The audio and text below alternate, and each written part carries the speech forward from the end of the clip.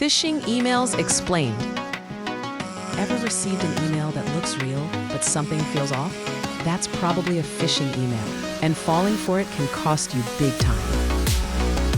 Phishing emails are fake messages designed to trick you into clicking malicious links or giving away personal details like your password, credit card, or bank info.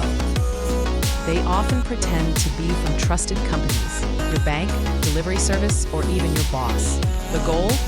Steal your identity or money. How to spot. Watch for red flags. Urgent language like act now. Suspicious links or attachments. Sender address that looks slightly off. If an email feels fishy, don't click. Want to learn how to stop phishing emails completely? Watch now. Don't open that email. Here's why.